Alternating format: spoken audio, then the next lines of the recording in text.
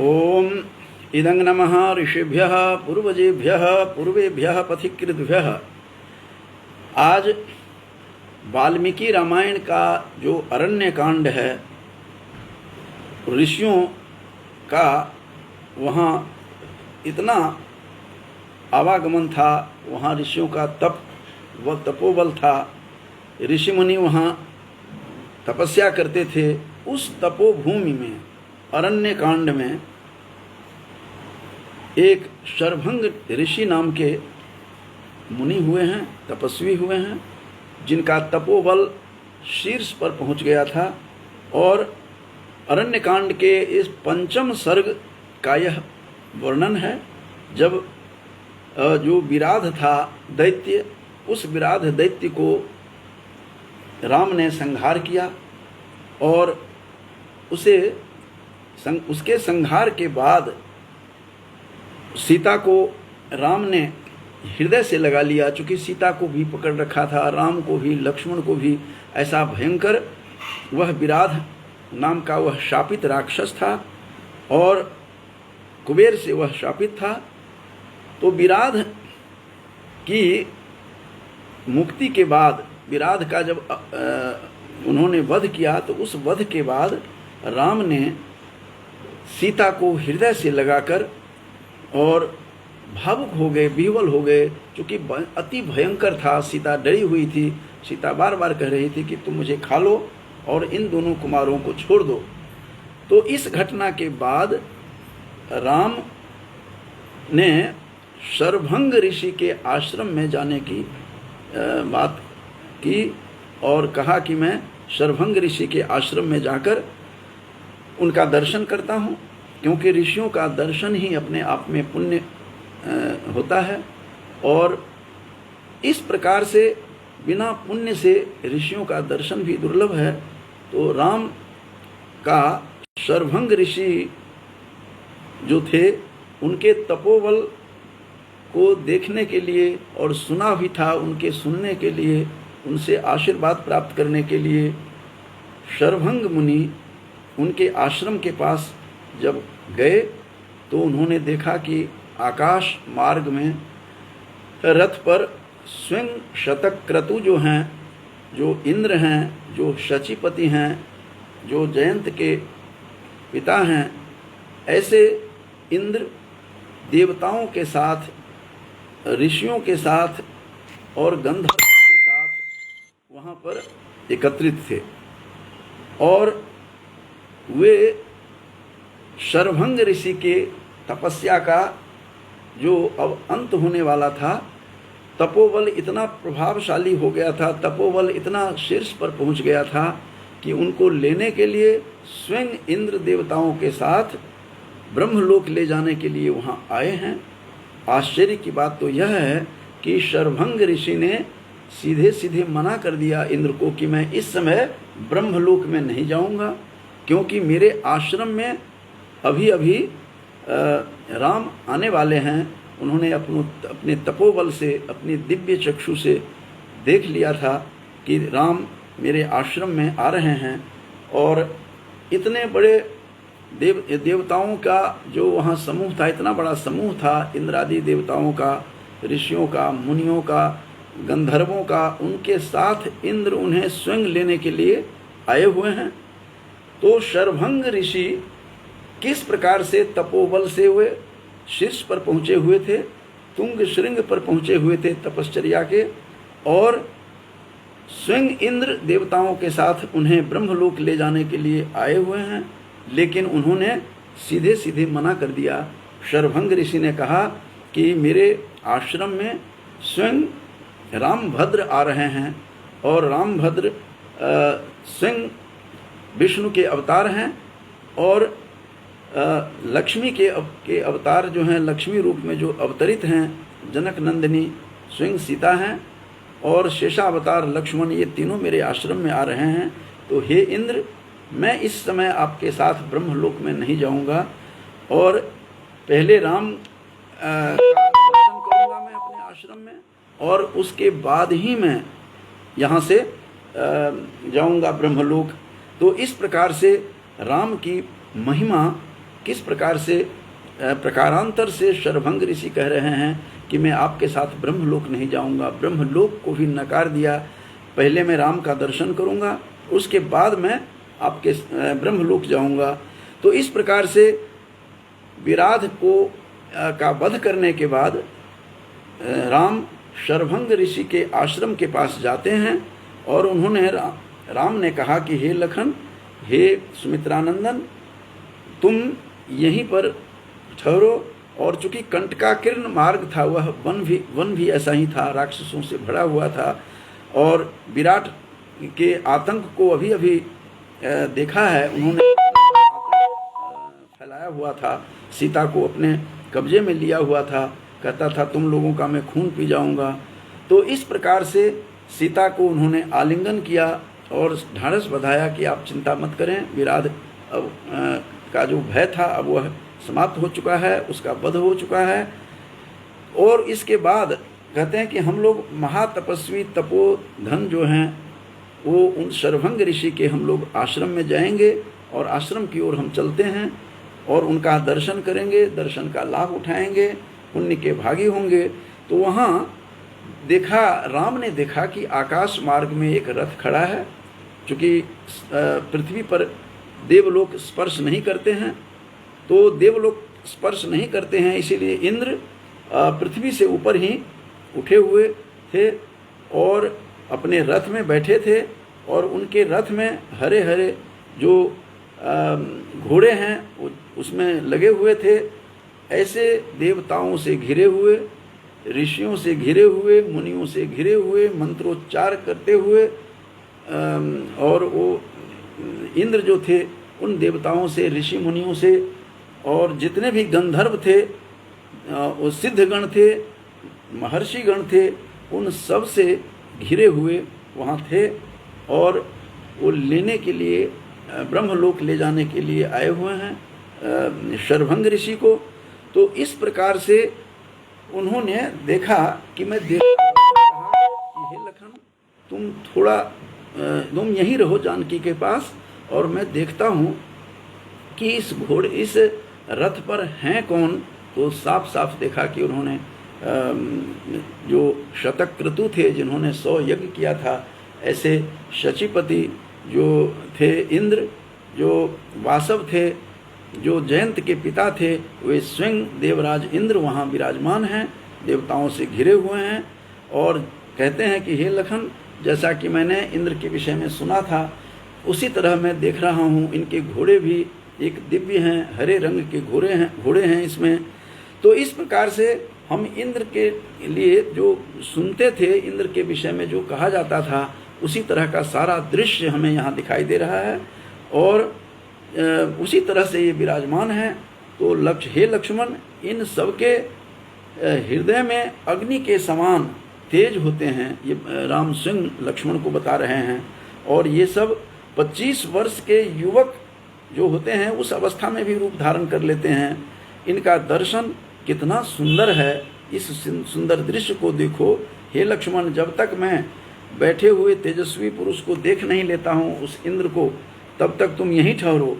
तो राम टहलते हुए शरभंग ऋषि के आश्रम में जब देखा, तो देखा कि इंद्र वार्तालाप में लगे, शरभंग ऋषि के साथ बात कर रहे हैं। और शरभंग ऋषि ने साफ इनकार कर दिया कि मैं आपके साथ अभी ब्रह्मलोक नहीं जाऊंगा, मेरे पास एक अतिथि आने वाले हैं, रामागमन होने वाला है, राम का आगमन इस आश्रम में होगा। तो जब फिर उन्होंने, उनकी दृष्टि भी, इंद्र की दृष्टि भी राम के ऊपर पड़ी, लेकिन इंद्र ने अपने रथी को कहा और अपने सारथी को कहा कि तुम इस प्रकार से करो कि राम मुझे देख न सकें, क्योंकि राम नहीं है। राम बहुत बड़े काम कर रहे हैं, महनीय कार्य कर रहे हैं, राक्षसों के संहार के लिए अवतरित हुए हैं, रावणांत के लिए इनका जन्म हुआ है, इनका अवतरण हुआ है। तो इसलिए उसके बाद हम, रावण का अंत होने के बाद हम ऐसे राम का दर्शन करेंगे। इस समय हम इनसे मुलाकात ठीक नहीं है, तो इस समय मेरी मुलाकात नहीं होनी चाहिए। इसलिए तुम थोड़े से दूर हट करके चलो, ये इंद्र ने अपने सारथी को कहा। और ये वे ऐसा कर्म कर रहे हैं जो अन्य लोगों से अत्यंत दुष्कर है, अत्यंत कठिन है और असंभव है। तो ये राक्षसों का अंत करने के लिए रामावतरण हुआ है। तो इस प्रकार से इंद्र के चले जाने पर राम, सीता और लक्ष्मण शरभंग ऋषि के आश्रम में जाते हैं, जिनका तपोबल इतना प्रभावशाली था, उनकी तप प्रभा इतनी फैली हुई थी कि उनके तप के कारण से उन्होंने इंद्रलोक पर भी विजय प्राप्त कर ली थी। और तब उन्होंने कहा कि हे राम, जब वो मिलने जाते हैं शरभंग ऋषि से, शरभंग ऋषि उस समय अपने आश्रम में हवन करते हुए दिखाई देते हैं, यज्ञ करते हुए दिखाई देते हैं। और उन्होंने साफ शब्दों में कहा कि उन्होंने कहा कि हे शरभंग ऋषि ने कि हे राम, ये वर देने वाले इंद्र मुझे ब्रह्मलोक के जाने के लिए आए हुए थे, ब्रह्मलोक ले जाने के लिए अपने रथ पर देवताओं के साथ, ऋषि मुनियों के साथ, गंधर्वों के साथ आए हुए थे। तो हे राम, मैंने साफ साफ उन्हें इनकार कर दिया कि मेरे पास ऐसे व्यक्ति आने वाले हैं, ऐसे नरश्रेष्ठ आने वाले हैं, ऐसे नरसिंह आने वाले हैं, राम का यहाँ पर दर्शन होगा। उनके दर्शन के बिना मैं नहीं यहाँ से जा सकता। और मैंने अपने उग्र तपस्या से उस लोक पर विजय प्राप्त कर ली है, उस इंद्र लोक पर, जिसकी इंद्रियां वश में नहीं है। जो जितेंद्रिय नहीं हैं वे ऐसे तप नहीं कर सकते जो तप मैंने किया है। और इस तप का जो फल है, जो ये तपसा फल में तत्, यह तपस्या का फल है जो दिखाई दे रहा है। स्वयं इंद्र देवताओं के साथ अभी यहाँ आए हुए थे। हे नरश्रेष्ठ, जब मुझे मालूम हुआ कि आप आश्रम के निकट हैं, तो मैंने यह निश्चय किया कि अतिथि के दर्शन के बिना मैं ब्रह्मलोक भी नहीं जाऊंगा। तो इस प्रकार से हे नरश्रेष्ठ, मैंने जिस स्वर्ग लोक ब्रह्मलोकों को विजय पाई है, वे सब आप ग्रहण करें। तो राम ने कहा कि हे महामुने, मैं ही उन सब लोकों की प्राप्ति कराऊंगा, कराने वाला मैं ही हूँ। मैं इस समय आपके द्वारा कथित स्थान पर निवास करना है और निवास करने के लिए आया हूँ कि मुझे किस आश्रम में रहना चाहिए, मुझे कहाँ रहना चाहिए, मैं इस समय इसलिए आया हूँ।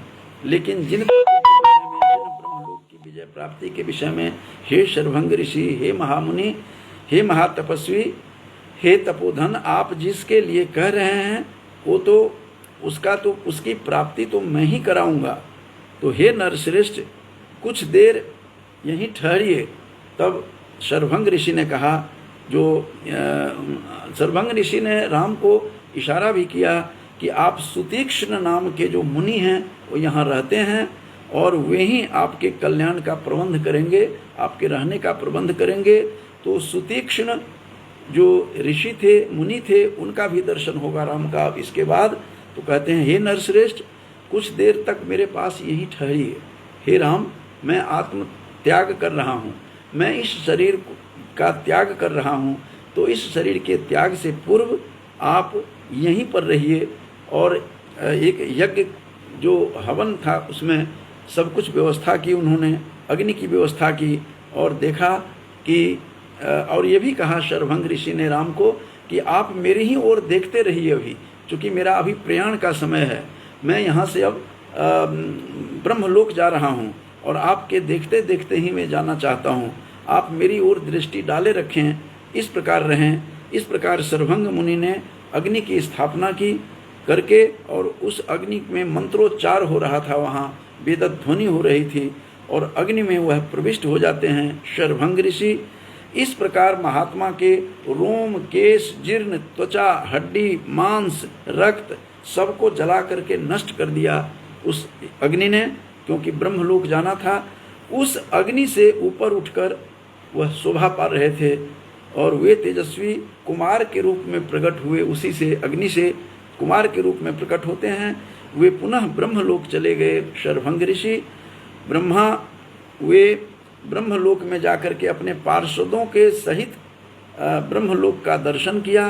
ब्रह्मा जी प्रसन्न होकर के शरभंग ऋषि से कहा कि हे शरभंग, हे ऋषि महामुनि, आपका हमारे इस लोक में स्वागत है, इस ब्रह्मलोक में आपका स्वागत है। तो इस प्रकार की जो संक्षिप्त कथा मैंने सुनाई, यह वाल्मीकि रामायण के अरण्यकांड का पंचम सर्ग है। उस सर्ग से कुछ लेकर के शरभंग ऋषि कौन थे, किस प्रकार के थे और उन्होंने किस प्रकार से ब्रह्मलोक की प्राप्ति की और राम के समक्ष ही की। राम ने ऐसे कई कार्य किए हैं। शबरी को भी उन्होंने नवधा भक्ति का ज्ञान, तुलसी के रामायण में जो कहा गया है कि नवधा भक्ति का ज्ञान दिया और उनके समक्ष ही वे योगाग्नि में प्रविष्ट होकर के शबरी ने भी अपने इस चोला को बदला था, अपने इस भौतिक शरीर को छोड़ा था और वो भी राम के समक्ष ही राम ने उन्हें अपने लोक में वो समा लेते हैं। इसी प्रकार से यहाँ भी शरभंग ऋषि ने प्रार्थना की कि मैं अग्नि में प्रवेश कर रहा हूँ, ब्रह्मलोक में जाने से पूर्व आप कहीं आगमन की प्रतीक्षा थी, आप आ गए हैं, तो मेरी तरफ आप देखते रहिए, एकटक देखते रहिए कि आपके समक्ष ही इस लोक से मैं ब्रह्मलोक में जाना चाहता हूँ। तो इस प्रकार से इस रक्त, मज्जा और त्वचा, हड्डी आदि सब जल गए और एक विशिष्ट कुमार के रूप में, विशिष्ट तेजस्वी कुमार के रूप में वो प्रकट होते हैं उसी अग्नि से शरभंग ऋषि, और अपने पार्षदों के साथ ब्रह्मलोक को चले जाते हैं। ब्रह्मलोक उनका स्वागत करते हैं। तो इस प्रकार की कथा है। और यह बता देना चाहता हूँ कि वाल्मीकि रामायण में अनेकानेक ऋषि मुनियों का वर्णन है, जिसमें अत्रि मुनि हैं, महातपस्विनी, उनकी भार्या भी प्रसिद्ध है अनसुया, जिन्होंने सीता को भी पातिव्रत्य धर्म की शिक्षा दी थी। उन्होंने ही ऐसे वस्त्र दिए, ऐसे सुगंधित नित्य नूतन लगने वाले। तो इस प्रकार के जर्जर शरीर उस तपस्विनी अनसुया का था, जो वाल्मीकि रामायण में वर्णन आया है उनका, कि केले के पत्तों के समान वह उनका जो है शरीर हिल डुल रहा था और इतनी वृद्धा हो चुकी थी। उनका भी आशीर्वाद प्राप्त किया है। अनेकानेक ऋषियों का, अगस्त ऋषि हैं, यहाँ पर लोपामुद्रा हैं, अनेक ऋषि और ऋषिकाओं से यह भरा हुआ यह रामायण का जो यह ग्रंथ है, यह भरा पड़ा है। तो इस रामायण के खिड़कियों से जब झांकेंगे तो अनेकानेक ऋषियों का दर्शन होता है, जो पुण्य का कारण बनता है। तो आज मैंने शरभंग ऋषि के बारे में कुछ चर्चा की है कि किस प्रकार से शरभंग जो ऋषि थे, किस प्रकार का उन्होंने ज्ञान प्राप्त किया और अपने शरीर को योगाग्नि में जला लिया। तो इस प्रकार की छोटी सी जो यह कथा थी, वाल्मीकि रामायण के अरण्यकांड का पंचम सर्ग जो है, उसमें विराध के वध के बाद, विराध दैत्य के वध के बाद उस आश्रम में जाते हैं, किस प्रकार से इंद्रलोक वहाँ पर उपस्थित है। फिर भी ब्रह्मलोक में जाने के लिए लेने के लिए स्वयं इंद्र आए हुए थे देवगण के साथ, शरभंग ऋषि जाते नहीं हैं। तो तप का कितना बड़ा प्रभाव होता है कि स्वयं देवगण उतर करके इस धरा पर आते हैं और स्वयं उन्हें मुक्ति प्रदान करते हैं और ब्रह्मलोक में ले जाने की बातें करते हैं। तो आज हमने वाल्मीकि रामायण के इस अरण्यकांड के पंचम सर्ग की जो कथा है, शरभंग ऋषि के तपोबल का, तप का वर्णन, उस तप के विषय में मैंने कुछ आप लोगों के समक्ष रखा है। सब बहुत सबको धन्यवाद। यहाँ पर काफ़ी लोग जुड़े हुए हैं। इससे पहले डॉक्टर गायत्री झा भी थी, मोहिनी आर्या जी भी हैं, अभिषेक झा भी हैं और वंदना झा हैं, यहाँ पर अरुण कुमार जी हैं और हृषिकेश झा हैं। तो मेरे गांव से, बिहार से जुड़े हुए हैं। अरुण माया जी हैं, जो एक कवि हैं और बैंक के अधिकारी हैं, वो भी गांव से जुड़े हुए हैं। तो आज मैंने ऋषि शरभंग मुनि के तपोबल के विषय में बताया है कि किस प्रकार वाल्मीकि रामायण के अरण्यकांड में अब बताया गया है पंचम सर्ग में कि अपने तपोबल का जब पराकाष्ठा होती है तो किस प्रकार से स्वयं देवगण आकर के धरा पर ब्रह्मलोक ले जाने के लिए आते हैं। लेकिन उस ब्रह्मलोक जाने के से भी शरभंग ऋषि ने इनकार किया कि मेरे पास राम का आगमन होने वाला है। तो राम का प्रभाव इस संसार में इतना है जिसे वाल्मीकि रामायण के खिड़कियों से झांकेंगे तभी आपको बहुत कुछ दर्शन होगा। तो इस प्रकार से कुछ मैंने चर्चा की है। इन्हीं शब्दों के साथ सबको धन्यवाद ज्ञापन करते हुए वाणी को विराम देता हूँ। बहुत बहुत धन्यवाद।